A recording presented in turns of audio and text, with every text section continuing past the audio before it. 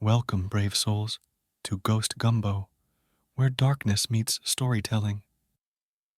I'm your guide, Aiden, and tonight we embark on another journey into the realms of the eerie and unknown.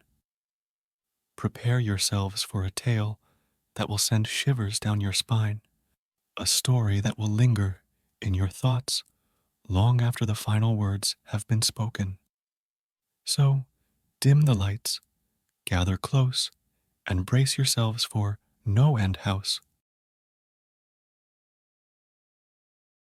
Let me start off by saying that Peter Terry was addicted to heroin. We were friends in college and continued to be after I graduated. Notice that I said I.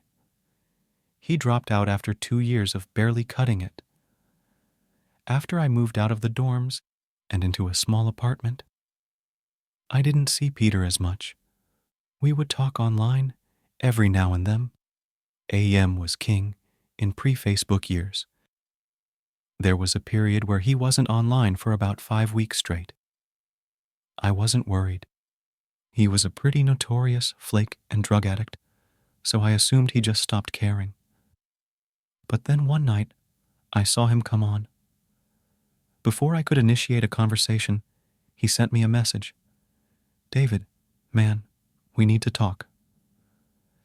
That was when he told me about the NoEnd House. It got that name because no one had ever reached the final exit. The rules were pretty simple and cliché. Reach the final room of the building, and you win 500s, 9 rooms in all. The house was located outside the city, roughly 4 miles from my house. Apparently, he had tried and failed. He was a heroin, and who knows what the fuck addict, so I figured the drugs got the best of him, and he wigged out at a paper ghost or something. He told me it would be too much for anyone, that it was unnatural.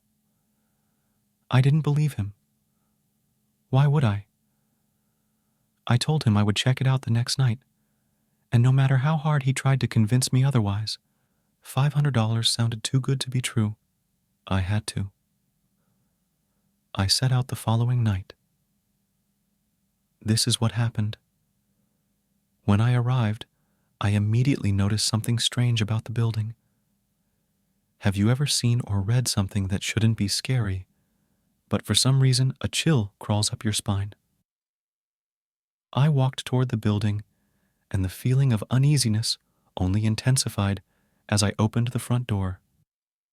My heart slowed, and I let a relieved sigh leave me as I entered. The room looked like a normal hotel lobby decorated for Halloween. A sign was posted in place of a worker. It read, "Room 1 this way, 8 more follow. Reach the end and you win." I chuckled and made my way to the first door. The first area was almost lockable. The decor resembled the Halloween aisle of a Kmart, complete with sheet ghosts and animatronic zombies that gave a static growl when you passed by. At the far end was an exit, the only door besides the one I entered through. I brushed through the fake spider webs and headed for the second room. I was greeted by fog as I opened the door to room 2. The room definitely upped the ante in terms of technology. Not only was there a fog machine, but a bat hung from the ceiling and flew in a circle. Scary. They seemed to have a Halloween soundtrack that one would find in a 99-cent store on loop somewhere in the room. I didn't see a stereo, but I guess they must have used a PA system. I stepped over a few toy rats that wheeled around and walked with a puffed chest across to the next area. I reached for the doorknob, and my heart sank to my knees. I did not want to open that door. A feeling of dread hit me so hard I could barely even think. Logic overtook me after a few terrified moments, and I shook it off and entered the next room. Room 3 is when things began to change. On the surface, it looked like a normal room.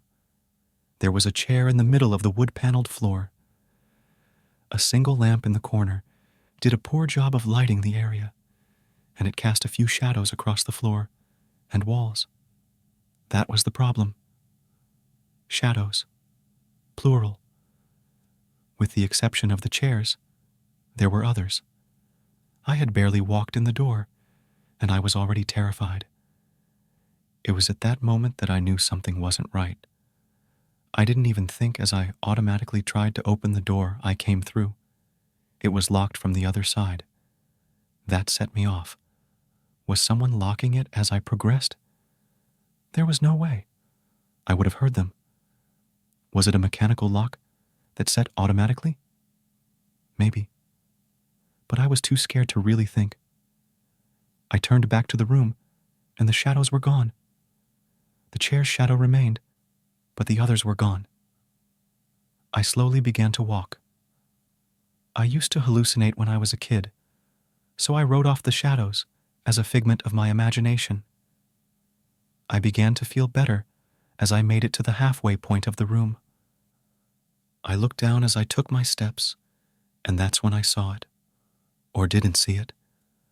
My shadow wasn't there. I didn't have time to scream. I ran as fast as I could to the other door and flung myself without thinking into the room beyond. The fourth room was possibly the most disturbing. As I closed the door, all light seemed to be sucked out and put back into the previous room. I stood there, surrounded by darkness, and couldn't move. I'm not afraid of the dark, and never have been, but I was absolutely terrified. All sight had left me. I held my hand in front of my face, and if I didn't know I was doing so, I would never have been able to tell. Darkness doesn't describe it. I couldn't hear anything. It was dead silence. When you're in a soundproof room, you can still hear yourself breathing. You can hear yourself being alive. I couldn't. I began to stumble forward after a few moments, my rapidly beating heart the only thing I could feel. There was no door in sight. Wasn't even sure there was one this time. The silence was then broken by a low hum. I felt something behind me. I spun around wildly, but could barely even see my nose. I knew it was there, though. Regardless of how dark it was, I knew something was there. The hum grew louder, closer. It seemed to surround me, but I knew whatever was causing the noise was in front of me, inching closer. I took a step back. I had never felt that kind of fear. I can't really describe true fear. I wasn't even scared I was going to die. I was scared of what the alternative was. I was afraid of what this thing had in store for me. Then the lights flashed for less than a second, and I saw it. Nothing. I saw nothing, and I know I saw nothing there. The room was again plunged into darkness, and the hum was now a wild screech. I screamed in protest. I couldn't hear this goddamn sound for another minute. I ran backwards away from the noise and fumbled for the door handle. I turned and fell into room 5. Before I describe room 5, you have to understand something. I am not a drug addict. I have had no history of drug abuse or any sort of psychosis, short of the childhood hallucinations I mentioned earlier, and those were only when I was really tired or just waking up. I entered the NoEnd House with a clear head. After falling in from the previous room, my view of room 5 was from my back, looking up at the ceiling. What I saw didn't scare me. It simply surprised me. Trees had grown into the room and towered above my head. The ceilings in this room were taller than the others, which made me think I was in the center of the house. I got up off the floor, dusted myself off, and took a look around. It was definitely the biggest room of them all. I couldn't even see the door from where I was. Various brush and trees must have blocked my line of sight with the exit. Up to this point, I figured the rooms were going to get scarier, but this was a paradise compared to the last room. I also assumed that whatever was back in room 4 stayed back there. I was incredibly wrong. As I made my way deeper into the room, I began to hear what one would hear if they were in a forest. Chirping bugs and the occasional flap of birds seemed to be my only company in this room. That was the thing that bothered me the most. I heard the bugs and other animals, but I didn't see any of them. I began to wonder how big this house was. From the outside, when I first walked up to it, it looked like a regular house. It was definitely on the bigger side, but this was almost a full forest in here. The canopy covered my view of the ceiling, but I assumed it was still there, however high it was. I couldn't see any walls, though. The only way I knew I was still inside was the floor matched the other rooms, the standard dark wood paneling. I kept walking, hoping that the next tree I passed would reveal the door. After a few moments of walking, I felt a mosquito fly onto my arm. I shook it off and kept going. A second later, I felt about 10 more land on my skin at different places. I felt them crawl up and down my arms and legs, and a few made their way across my face. I flailed wildly to get them all off, but they just kept crawling. I looked down and let out a muffled scream, more of a whimper, to be honest. I didn't see a single bug. Not one bug was on me, but I could feel them crawl. I heard them fly by my face and sting my skin, but I couldn't see a single one. I dropped to the ground and began to roll wildly. I was desperate. I hated bugs, especially ones I couldn't see or touch. But these bugs could touch me, and they were everywhere. I began to crawl. I had no idea where I was going. The entrance was nowhere in sight, and I still hadn't even seen the exit. So I just crawled, my skin wriggling with the presence of those phantom bugs. After what seemed like hours, I found the door. I grabbed the nearest tree and propped myself up, mindlessly slapping my arms and legs to no avail. I tried to run, but I couldn't. My body was exhausted from crawling and dealing with whatever it was that was on me. I took a few shaky steps to the door, grabbing each tree on the way for support. It was only a few feet away when I heard it. The low hum from before. It was coming from the next room, and it was deeper. I could almost feel it inside my body, like when you stand next to an amp at a concert. The feeling of the bugs on me lessened as the hum grew louder. As I placed my hand on the doorknob, the bugs were completely gone, but I couldn't bring myself to turn the knob. I knew that if I let go, the bug would return, and there was no way I would make it back to room 4. I just stood there, my head pressed against the door marked 6, and my hand shakily grasping the knob. The hum was so loud, I couldn't even hear myself pretend to think. There was nothing I could do but move on. Room 6 was next, and room 6 was hell. I closed the door behind me, my eyes held shut and my ears ringing. The hum was surrounding me. As the door clicked into place, the hum was gone. I opened my eyes in surprise, and the door I had shut was gone. It was just a wall now. I looked around in shock. The room was identical to room 3, the same chair and lamp, but with the correct amount of shadows this time. The only real difference was that there was no exit door, and the one I came in through was now gone.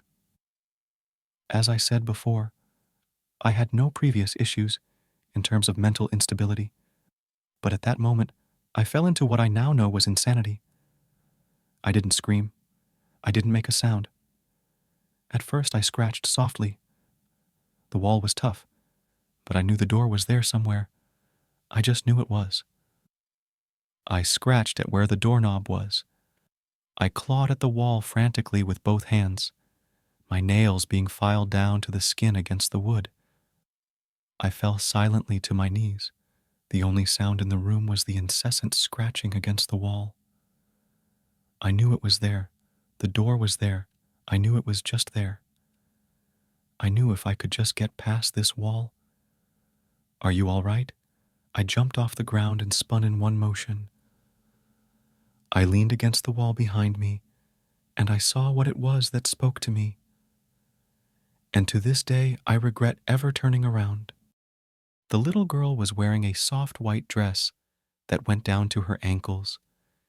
She had long blonde hair to the middle of her back and white skin and blue eyes. She was the most frightening thing I had ever seen, and I know that nothing in my life will ever be as unnerving as what I saw in her. While looking at her, I saw the young girl, but I also saw something else. Where she stood, I saw what looked like a man's body, only larger than normal and covered in hair. He was naked from head to toe, but his head was not human, and his toes were hooves. It wasn't the devil, but at that moment, it might as well have been. The form had the head of a ram and the snout of a wolf. It was horrifying, and it was synonymous with the little girl in front of me. They were the same form. I can't really describe it, but I saw them at the same time. They shared the same spot in that room, but it was like looking at two separate dimensions. When I saw the girl, I saw the form, and when I saw the form, I saw the girl. I couldn't speak. I could barely even see. My mind was revolting against what it was attempting to process. I had been scared before in my life, and I had never been more scared than when I was trapped in the fourth room, but that was before room 6. I just stood there, staring at whatever it was that spoke to me. There was no exit. I was trapped here with it. And then it spoke again. David, you should have listened. When it spoke, I heard the words of the little girl, but the other form spoke through my mind in a voice I won't attempt to describe. There was no other sound. The voice just kept repeating that sentence over and over into my mind, and I agreed. I didn't know what to do. I was slipping into madness, yet couldn't take my eyes off what was in front of me. I dropped to the floor. I thought I had passed out, but the room wouldn't let me. I just wanted it to end. I was on my side, my eyes wide open and the form staring down at me. Scurrying across the floor in front of me was one of the battery-powered rats from the second room. The house was toying with me. But for some reason, seeing that rat pulled my mind back from whatever depths it was headed, and I looked around the room. I was getting out of there. I was determined to get out of that house and live, and never think about this place again. I knew this room was hell, and I wasn't ready to take up a residency. At first, it was just my eyes that moved. I searched the walls for any kind of opening. The room wasn't that big, so it didn't take long to soak up the entire layout. The demon still taunted me, the voice growing louder as the form stayed rooted where it stood. I placed my hand on the floor and lifted myself up to all fours, and I turned to scan the wall behind me. And then I saw something I couldn't believe. The form was now right at my back, whispering into my Ming how I shouldn't have come. I felt its breath on the back of my neck, but I refused to turn around. A large rectangle was scratched into the wood, with a small dent chipped away in the center of it. And right in front of my eyes, I saw the large 7 I had mindlessly etched into the wall. I knew what it was. Room 7 was just beyond that wall, where room 5 was moments ago. I don't know how I had done it, And maybe it was just my state of mind at the time, but I had created the door. I knew I had. In my madness, I had scratched into the wall what I needed the most, an exit to the next room. Room 7 was close. I knew the demon was white behind me, but for some reason it couldn't touch me. I closed my eyes and placed moth hands on the large 7 in front of me, and I pushed. I pushed as hard as I could. The demon was now screaming in my ear. It told me I was never leaving. It told me that this was the end, but that I wasn't going to die. I was going to live there in room 6 with it. I wasn't. I pushed and screamed at the top of my lungs. I knew I was going to push through the wall eventually. I clenched my eyes shut and screamed, and the demon was gone. I was left in silence. I turned around slowly and was greeted by the room as it was when I entered, just a chair and a lamp. I couldn't believe it, but I didn't have time to dwell. I turned back to the 7 and jumped back slightly. What I saw was a door. Not one that I had scratched in, but a regular door with a large 7 on it. My whole body was shaking. It took me a while to turn the knob. I just stood there for a while, staring at the door. I couldn't stay in room 6. I couldn't. But if this was only room 6, I couldn't imagine what 7 had in store. I must have stood there for an hour, just staring at the 7. Finally, with a deep breath, I twisted the knob and opened the door to room 7. I stumbled through the door, mentally exhausted and physically weak. The door behind me closed, and I realized where I was. I was outside. Not outside like room 5, but I was actually outside. My eyes stung. I wanted to cry. I fell to my knees and tried, but I couldn't. I was finally out of that hell. I didn't even care about the prize that was promised. I turned and saw that the door I just went through was the entrance. I walked to my car and drove home, thinking of how nice a shower sounded. As I pulled up to my house, I felt uneasy. The joy of leaving NoEnd House had faded, and dread was slowly building in my stomach. I shook it off as residual from the house and made my way to the front door.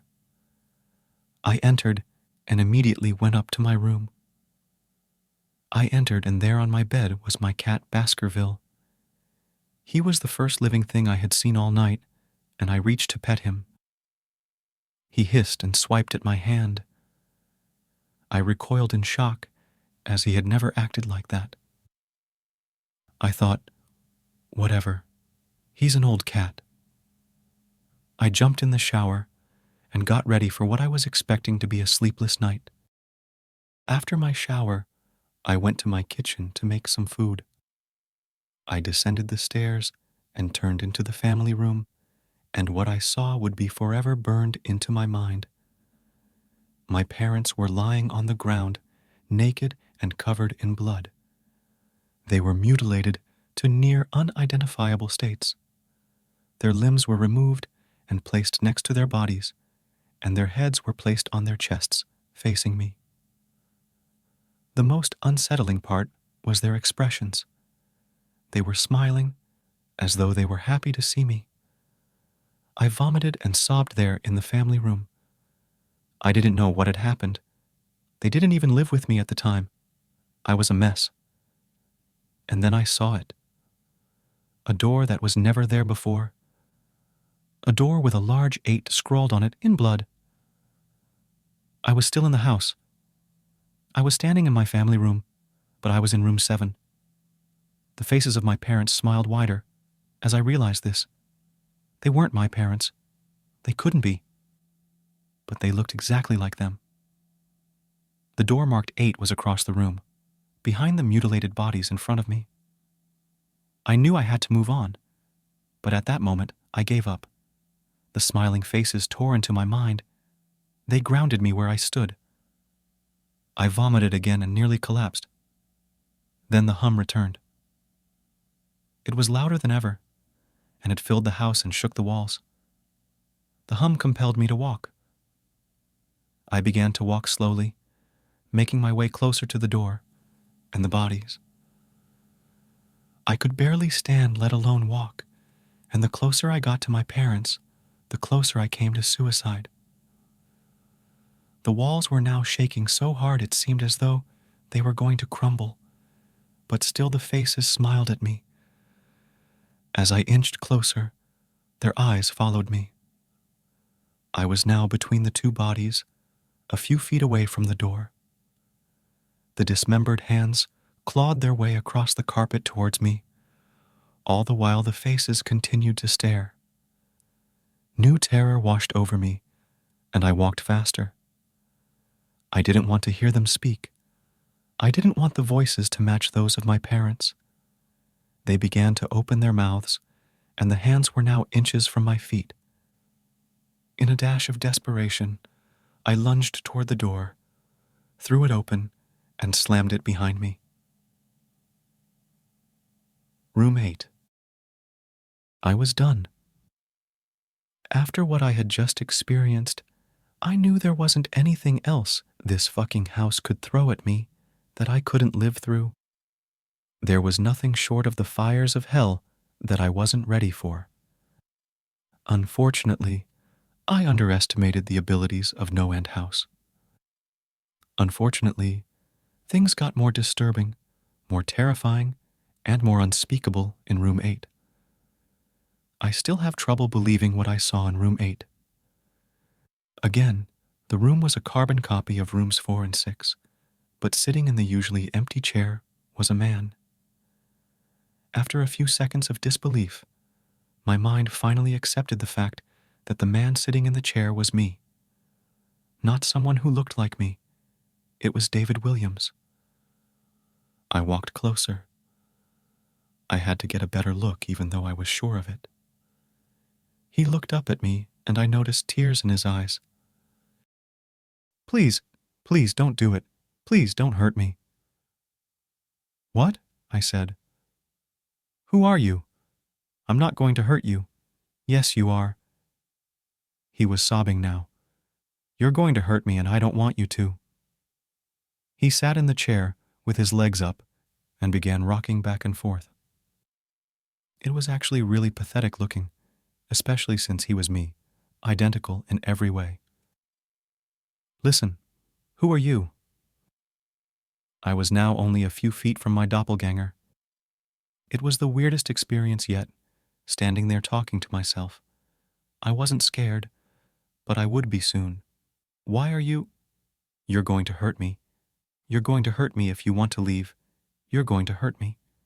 "Why are you saying this? Just calm down, all right? Let's try and figure this."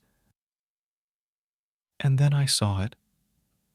The David sitting down was wearing the same clothes as me, except for a small red patch on his shirt embroidered with the number 9. "You're going to hurt me?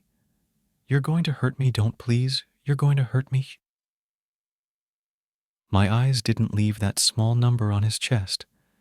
I knew exactly what it was. The first few doors were plain and simple, but after a while they got a little more ambiguous. 7 was scratched into the wall, but by my own hands. 8 was marked in blood above the bodies of my parents. But 9, this number was on a person, a living person, and worse still, it was on a person that looked exactly like me. "David," I had to ask. "Yes. You're going to hurt me. You're going to hurt me." He continued to sob and rock. He answered to David. He was me, right down to the voice, but that 9. I paced around for a few minutes while he sobbed in his chair. The room had no door, and similarly to room 6, the door I came through was gone. For some reason, I assumed that scratching would get me nowhere this time. I studied the walls and floor around the chair, sticking my head underneath and seeing if anything was below. Unfortunately, there was. Below the chair, there was a knife. Attached was a tag that read, "To David, from management. The feeling in my stomach as I read that tag was something sinister. I wanted to throw up, and the last thing I wanted to do was remove that knife from under that chair. The other David was still sobbing uncontrollably. My mind was spinning into an attic of unanswerable questions. Who put this here, and how did they get my name? Not to mention the fact that as I knelt on the cold wood floor, I also sat in that chair, sobbing in protest of being hurt by myself. It was all too much to process. The house and the management had been playing with me this whole time.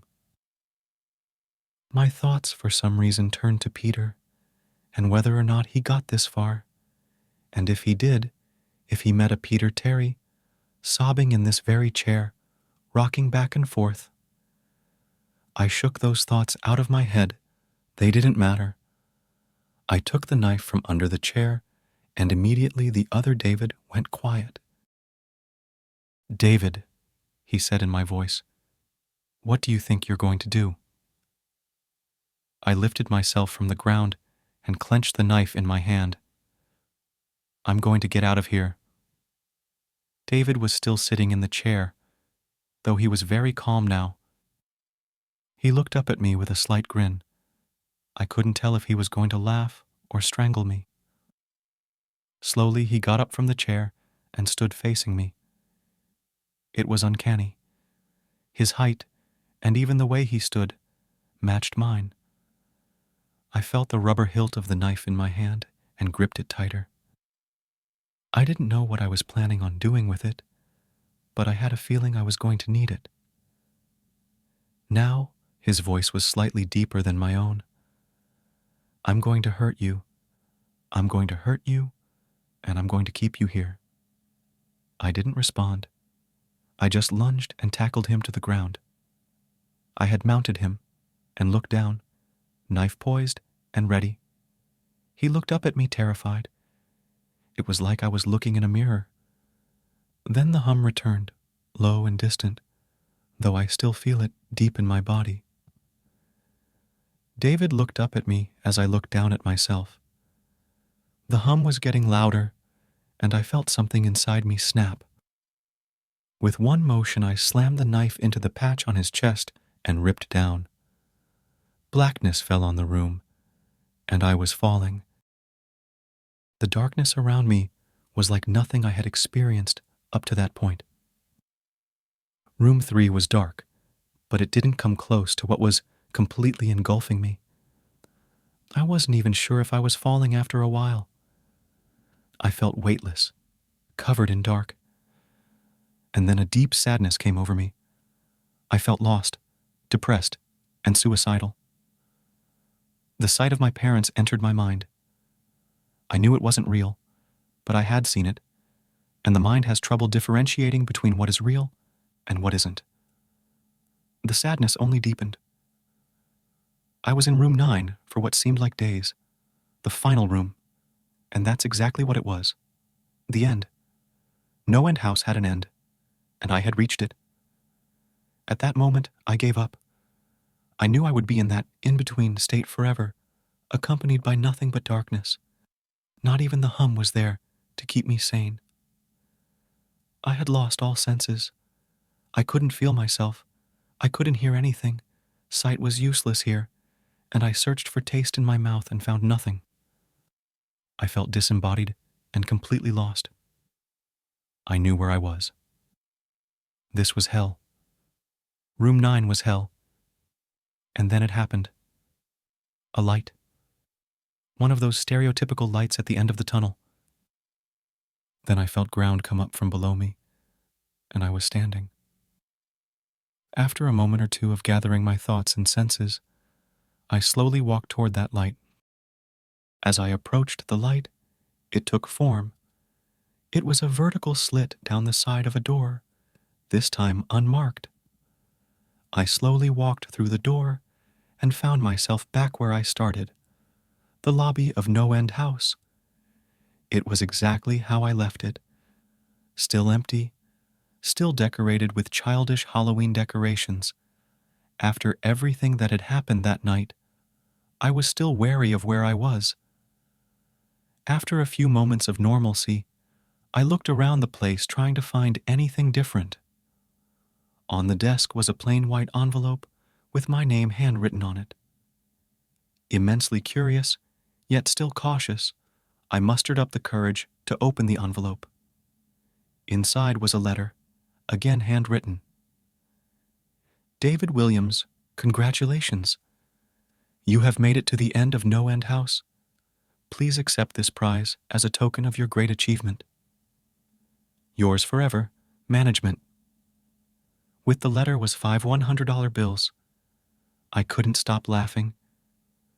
I laughed for what seemed like hours. I laughed as I walked out to my car and laughed as I drove home. I laughed as I pulled into my driveway and laughed as I opened my front door to my house and laughed as I saw the small 10 etched into the wood. Wow, what a story that was. And who knows where it will end? Maybe in the future, a part 2 will release. Thank you for listening, especially if you listened to the whole story. Hopefully, I will hear again from you in another video.